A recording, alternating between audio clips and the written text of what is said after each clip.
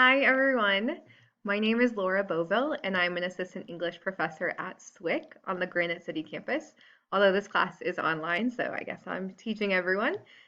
So whatever campus you're coming from, whatever experience you're coming from, I am so excited to have you here.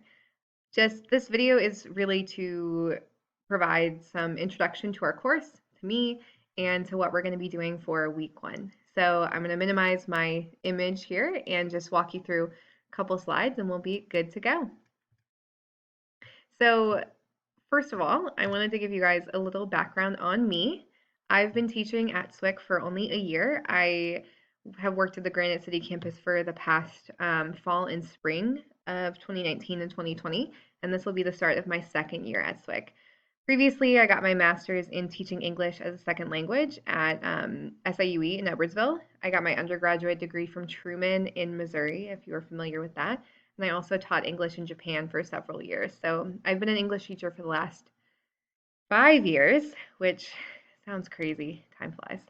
But I am really excited to be with you all with this course for the summer, and hopefully we all have a little fun. So before we get into the specifics of our course, I wanted just to give a little overview of the difference between English 101 and English 102. So in 101, you cover the basics of the writing process and using writing to persuade. That's what rhetoric is. That's why we have a central thesis that states your argument. You support it with ideas.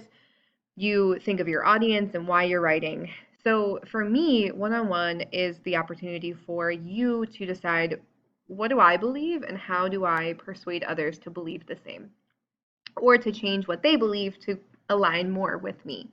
And then 102 is doing the same thing, but this time you're using sources, information from other people, other researchers, newspapers, websites to support and further analyze the topic that you've chosen.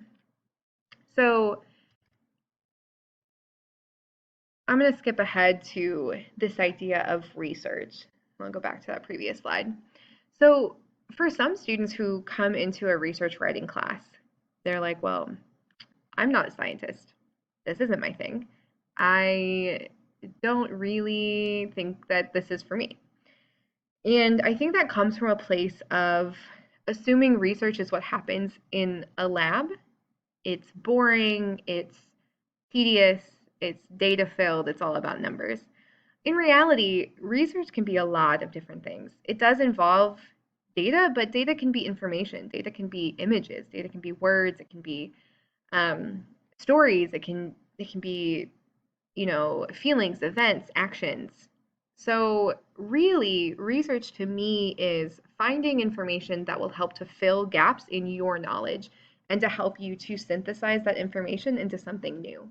Essentially, research is your way of finding a voice in the academic world.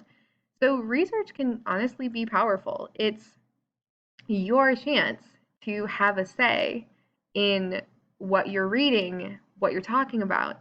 That is, the power of research. What research is not is it's not just retelling information, it's not listing sources that you find without analyzing them. That is, I don't even want to call it writing. That is just listing. For us, we are actually going to be doing analysis, synthesis. We're going to be taking that information and making something that has your voice in it. That's how I want the focus of this class to be. So, one thing you may have noticed on our syllabus is that this summer we're going to be choosing social issues to research. And there's an image here of several different social issues that you might have, been familiar with: education, immigration, poverty, homelessness, global warming, women's rights. All of these are sort of key phrases. We're not going to be, choosing one of these and just saying, let's write a project about it. What we're going to do is we're going to ask questions in your groups about, why is this happening? How is it affecting a certain group of people? What does it look like in my community?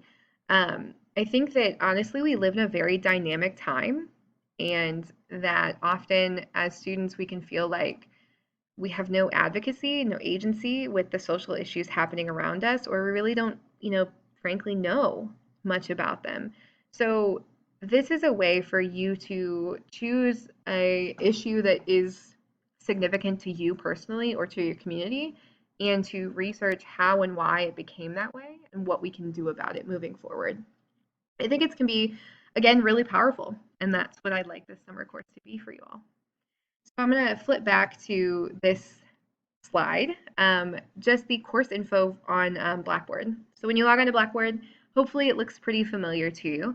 You'll see 3 different groups of information, course info in that top 3, course content, so your major assignments in that second 3, and then grades and help in that third section.